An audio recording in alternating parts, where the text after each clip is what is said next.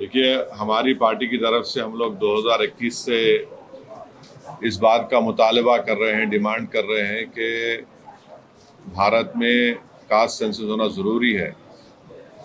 और लास्ट जो caste census हुआ था वो 1931 में हुआ था। तो ये बहुत ज़रूरी है कि कास्ट सेंसस हो ताकि ये मालूम हो सके कि कौन सी कास्ट डेवलप हुई है, कौन सी कास्ट अंडर डेवलप है। और दूसरा ये है कि फॉरवर्ड कास्ट में कितने वो लोग डेवलप हुए, कितने उसमें डेवलप नहीं हुए हैं। ये बहुत ज़रूरी है एफर्मेटिव एक्शन के लिए और इस देश में इंसाफ करने के लिए, क्योंकि सिर्फ 27% पे आप ओबीसी का रिजर्वेशन रोक दिए हैं, ये नाकाफ़ी है। और कास्ट सेंसस ही इस चीज़ को साबित करेगा कि बैकवर्ड कास्ट इस देश में कितने पीछे हैं, कितना उनसे नाइंसाफ़ी हुई है। तो हम बीजेपी से डिमांड करते हैं कि आप बार बार ये बोलते कि आप क्या बोले, विकसित भारत बोलते, जनधन बोले, फिर आप 370 निकाल दिए, ये सब चीज़ें आप बातें करें, मगर कास्ट सेंसस के ऊपर हमेशा आप पीछे हटते थे। और जब कास्ट सेंसस का डिमांड शुरू हुआ तो खुद प्राइम मिनिस्टर और बीजेपी के बड़े बड़े लीडर्स बोले कि बटेंगे तो कटेंगे, और इस तरह की वाहियात बातें होती थी।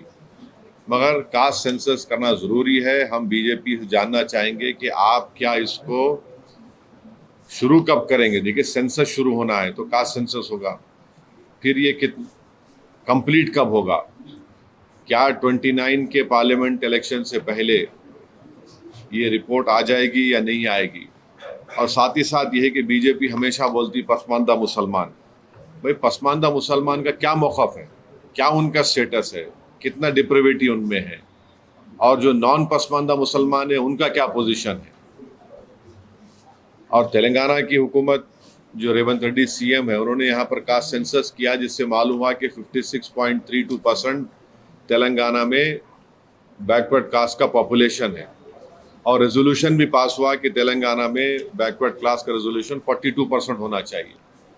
तो जाहिर है जब कास्ट सेंसस होगा तो गवर्नमेंट किसी की भी हो, उनको 50% के थ्रेशोल्ड को ब्रेक करना पड़ेगा।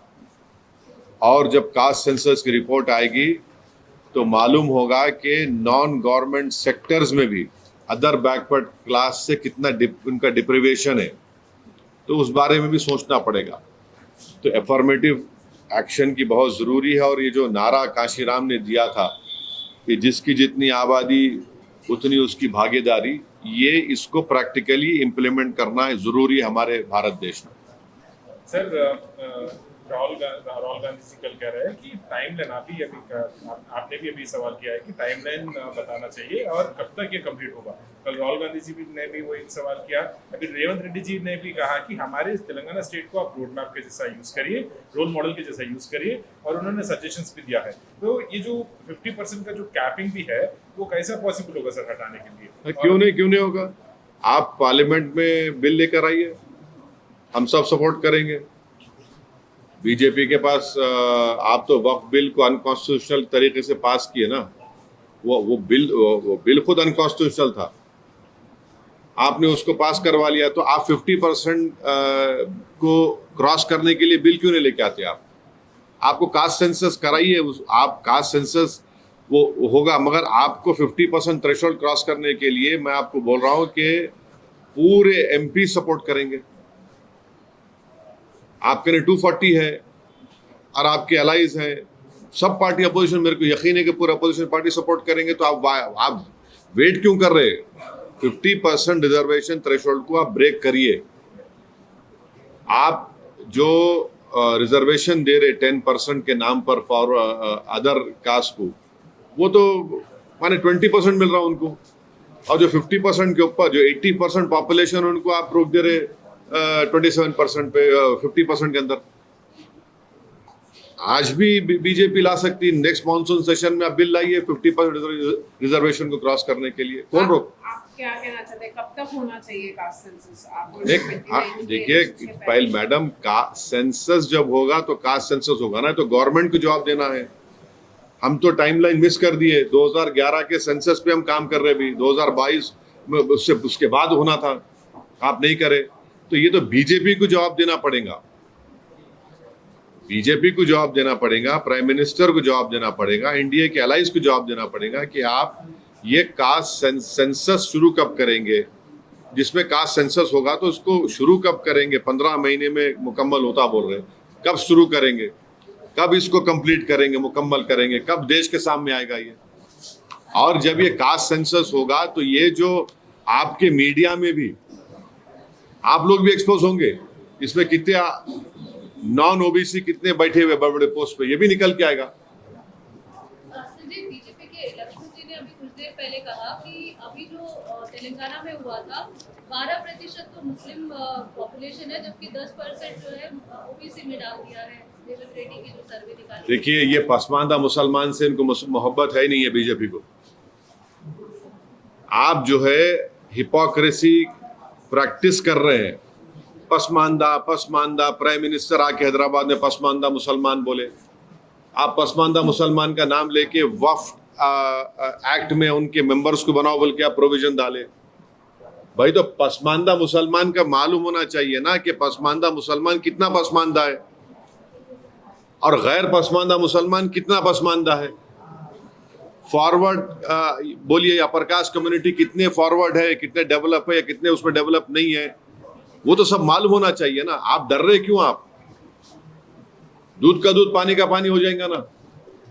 क्या ये सही माने कि 12 में से 10% जो है वो पसमानदा मुसलमान है या फिर ओबीसी के अंदर आता है? मैडम देखिए, आप लोग स्टडी करके आइए, तेलंगाना में कैटेगरी ई में जो पसमानदा मुसलमान है, सोशली एजुकेशनली बैकवर्ड है, रिलीजन की बुनियाद पे नहीं, जो सोशल एजुकेशनल बैकवर्ड है उनको रिजर्वेशन दिया जा रहा है। तो अब बीजेपी को पेट में दर्द क्यों हो रहा है? भाई आप खुद पसमानदा मुसलमान बोल रहे हैं ना, तो उस पसमानदा मुसलमान को ही तेलंगाना और आंध्र प्रदेश में मिल रहा है। अब जो बीजेपी के नेता बोल रहे हैं तो आप जाके खत्म करो ना आंध्रा में, आप तो पावर में है वहां पे, आप तो पावर शेयर कर रहे। बेशर्मी की हद है। जहां आपको मलाई गुलाब जामुन मिल रहा वहां पे आपका मुंह बंद हो जा रहा, मुंह में दही जम जा रही। आप आंध्रा में पावर शेयर करना, चंद्रबाबू नायडू को बोलो खत्म करो बोल के। आंध्र प्रदेश में, तेलंगाना में जो बैकवर्ड कास्ट है मुसलमानों में, उनको रिजर्वेशन मिल रहा है, तो बीजेपी पसमानदा मुसलमान मुखालिफत क्यों कर रही? आप इंक्लूड कर दिए वक्फ एक्ट में के पसमानदा मेंबर बनेगा, वो पावरफुल बना रहे। यहां पर आप क्यों नहीं बनाना चाह रहे? मालूम तो ना देश में, देश को तो मालूम होना चाहिए क्या मौकफ है। सर, मुस्लिम्स का जो सोशियो इकोनॉमिक कंडीशन है, सोशो एजुकेशनल कंडीशन है, तो सर सोशियो इकोनॉमिक कंडीशन है, सोशो एजुकेशनल कंडीशन देखिए आर्टिकल 15 को आप जब पढ़ेंगे, 15-16 सोशल एजुकेशनल बैकवर्डनेस जो है, जिसका आपके PS कृष्णन साहब एक बहुत मशहूर इंडिया के एंथ्रोपोलॉजिस्ट थे, उनकी रिपोर्ट के ऊपर उस वक्त मेरे ख्याल से रोशिया साहब थे, ये रिपोर्ट बनी, उसको एक्सेप्ट किया गया। मगर सर जो इकोनॉमिक कंडीशन है मुसलमानों का, उसको मतलब अभी नेशनल कास्ट सेंसस करेंगे, they have announced it. So when this is conducted across nationally, and when also they get to know the exact figures of the Muslims as well, who are actually in the backward classes or जिनका situation socio-economic situation ठीक नहीं है और socio-educational situation ठीक नहीं है, तो उनको भी रिजर्वेशन देना चाहिए, जैसा यहाँ पे मिल रहा है, जैसा आंध्र में मिल रहा है। देखिए एक बात, पहले कास्ट सेंसस होना है, समझे ना।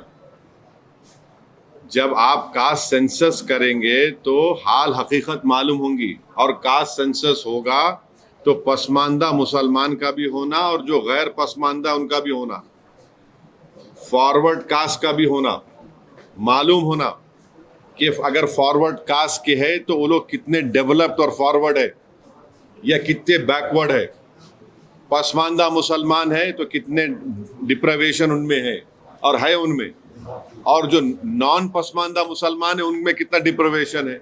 मेरे को समझ में नहीं आ रहा कि अपर कास्ट के लोगों को पेट में दर्द क्यों हो रहा है। इसमें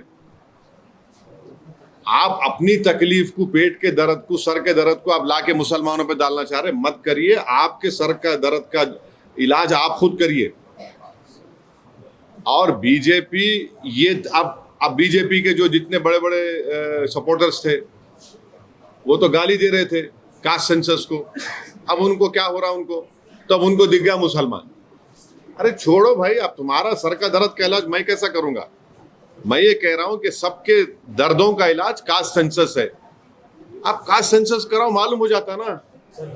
देखिए, कास्ट सेंसस होगा तो कौन कहाँ खड़ा हुआ है, किसके पास कितनी दौलत है, किसके पास कितना जमीन है, किसके पास कितना एजुकेटेड है, कि कौन झोपड़ी में रह रहा, कौन घर परमानेंट घर में रह रहा, कौन किराएदार है, किसके पास एग्रीकल्चर की जमीन है, किसके पास इनकम है। ये तो सब निकल के आएगा ना। तो देश हित में है, ये अच्छा है, भारत मजबूत होगा।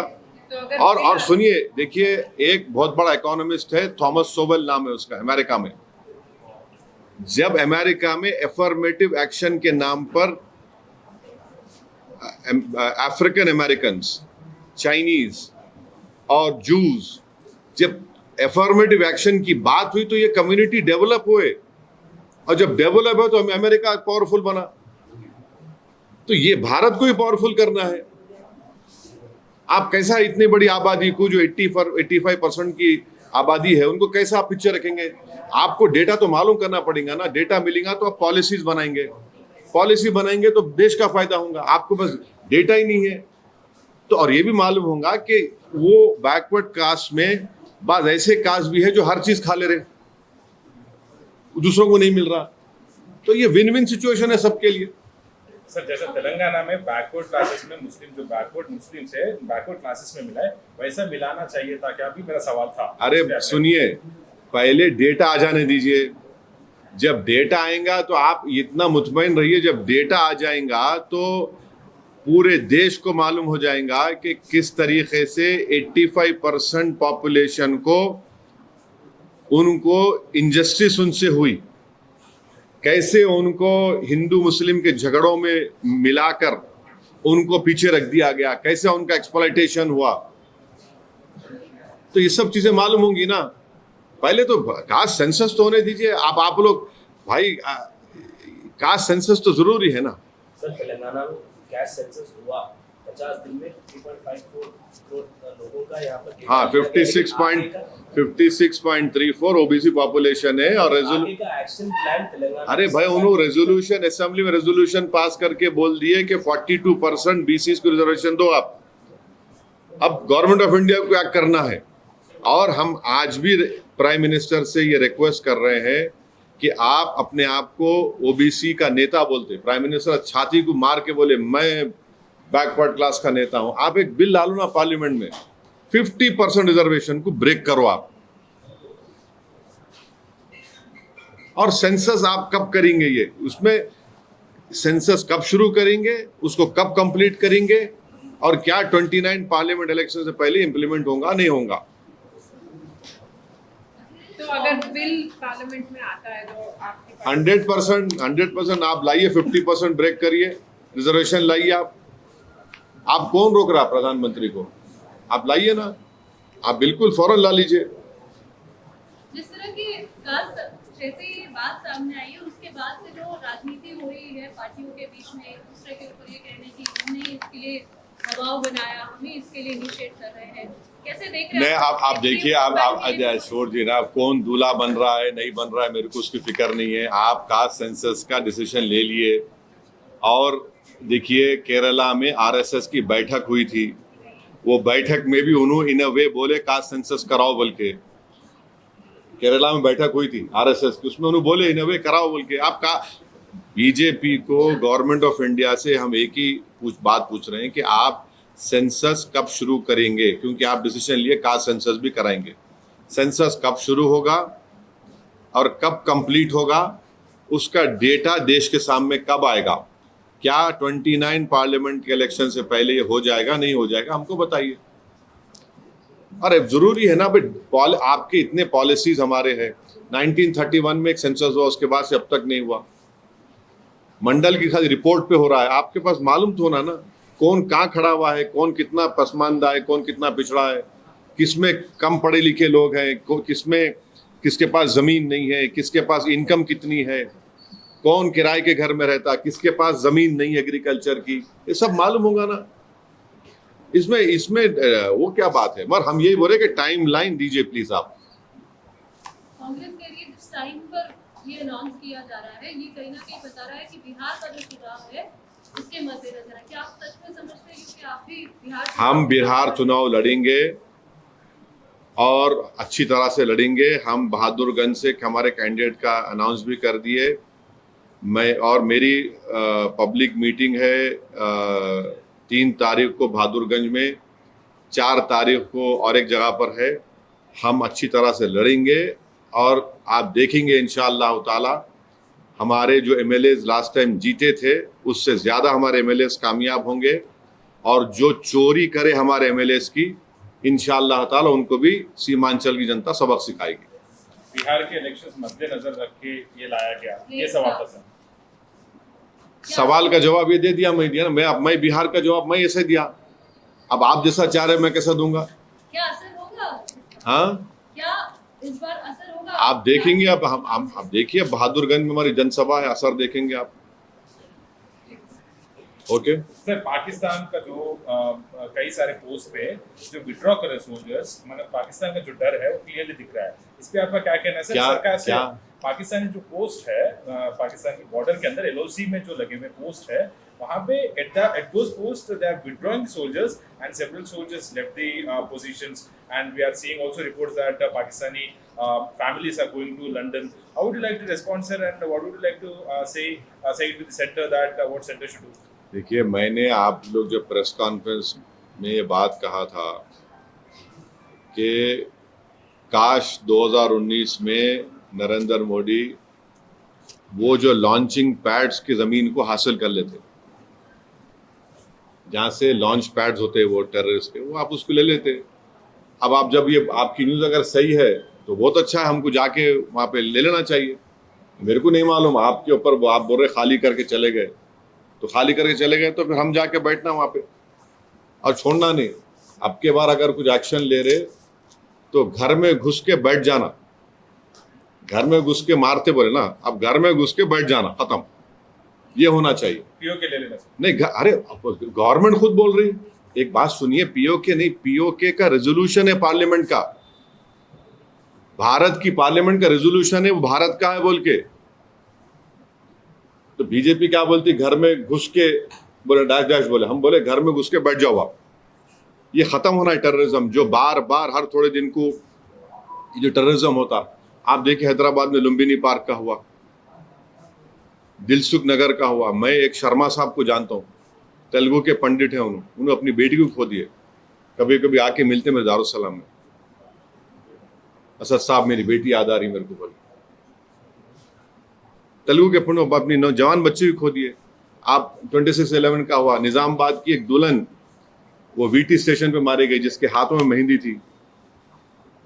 पुलवामा हुआ, आपके उरी हुआ, आपके पठानकोट हुआ, रेसी हुआ लास्ट ईयर, वैष्णो देवी के पास 7 टूरिस्ट को मारे। तो आपके पास तो पूरे सब अपोजिशन पार्टीज गवर्नमेंट को बोल रहे कि इसका आप खत्म करो, ये टेररिज्म को आप खत्म करो। आप पावर में हैं, आपको खत्म करना है इन चीजों को। एक आखिरी सवाल सर, ये जो पाकिस्तानी को वापस भेजा गया उसका डेटा रिलीज करना चाहिए क्या सेंटर? किसको वापस भेजा रहे? पाकिस्तानी जो नेशनल थे, शॉर्ट टर्म वीजा पे, साख को वीजा पे जो थे, या फिर लॉन्ग टर्म वीजा। अरे वो छोड़ दे भाई, वो जो बच्ची आके बैठ गई यहाँ पे 2 बच्चों को लेके, उनको क्या बोलते, तुम लोग पूछ रहे नहीं, तुम लोग हैं वापस जाओ बोल के बोल रहे। अरे उन्हें आके बैठ गए, उन्हें वो क्या किस्सा क्या है प्यारे, वो तुम लोगों को बड़ी मोहब्बत उससे हो गई, उसका बारे में पूछ रहे नहीं तुम लोग। वापस जाओ। अरे हाँ, हंसरा देखो। अरे क्या बोलेंगे। हाँ चलिए, और कुछ है? Thank you sir. Thank you.